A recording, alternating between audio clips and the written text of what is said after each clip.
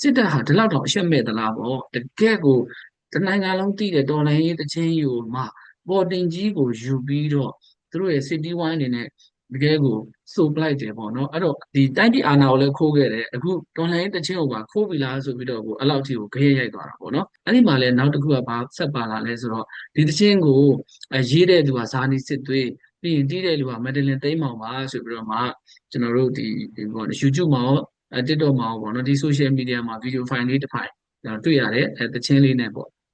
ဆိုတော့အဲ့ဒီပေါ်မှာဆိုရင်ကာတွန်းရုပ်ကလေးနဲ့ပေါ့ဗျာမိနစ်တစ်နေ့မှာစာရေးတတ်တဲ့ကလေးလေးတယောက်ရေးတဲ့စာလိုမျိုးပဲပေါ့အဲ့တော့အဲ့လိုမျိုးလေးလုပ်ထားပြီးတော့မှဘာလဲဆိုတော့ဒီတွေ့သစ္စာတချင်းကိုအဲ့ဒီဟာနဲ့ပြန်ဆိုထားတဲ့ပုံစံမျိုးတွေပေါ့နော်အဲ့တော့ဒီဟာဒီလေဒီပေါ်သုံးသက်ကြတာကတော့သိရှိတဲ့လူတွေပေါ့နော်တွေးတဲ့လူတွေပြောကြတာဒီ2021ဒီတော်လန်ရေးအခင်းကျင်းပြီးမှစစ်တပ်ကိုတယောဖို့အတွက်ကို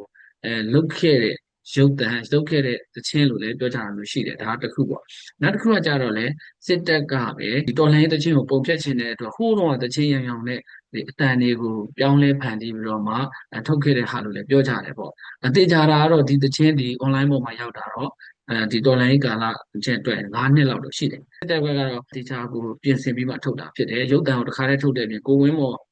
ရွှေတန်စင်ပေါ်တော့ကိုဝင်းမော်ကယခင်တော့နိုင်ငံရေးကျေးသားဟောင်းဖြစ်တယ်ပေါ့ဗျာ။ထောင်ကပြန်လွတ်လာပြီးတဲ့နောက်မှာတော့ဒါမြို့ဘာသာသာနာဆိုပြီးတော့မဘာသာရင်းနဲ့ပေါင်းပြီးတော့မှစစ်တပ်အလို့ကြ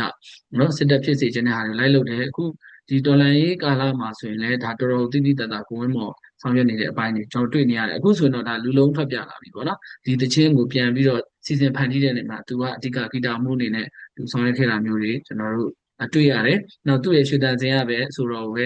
သူပြေးဆိုခိုင်းပြီးတော့အဓိကစီစဉ်နဲ့ producer ကတော့သူပေါ့ဗျာအဲ့လိုပြောရတော့ဆိုတော့ပြီးတော့ interview ကလည်းသူ့ရဲ့ interview ထွက်လာတယ်ပေါ့နော်အဲ့တော့သူပြောတဲ့စကားထဲမှာဆိုရင်ကိုထူးအိမ်တဲ့ဟာတဲ့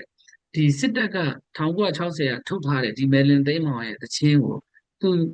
နားဆင်ပြီးသားဖြစ်တဲ့အခြေအနေမှာဒါကိုပြန်လဲပြီးတော့ပြန်ရေးလိုက်တယ်ပေါ့ဗျာနားဆင်ပြီးသားဟောသူပြန်ပြီးတော့လှုပ်လိုက်တယ်ဆိုတဲ့ပုံသဏ္ဍာန်မျိုးနဲ့ဒါကိုထွေးနေကိုသူကအဲ့လောက်ထိပါပြောဆိုတာမျိုးတွေကျွန်တော်တို့အံ့ဩဖွယ်ရတွေ့ရတယ်ပေါ့ဗျာအဲ့တော့ကိုဝင်းမော်ရဲ့ interview ပေါ့နော်မြဝတီမှာပါလာတဲ့ interview နဲ့ဒီတခြင်းကတော့တကယ်ကို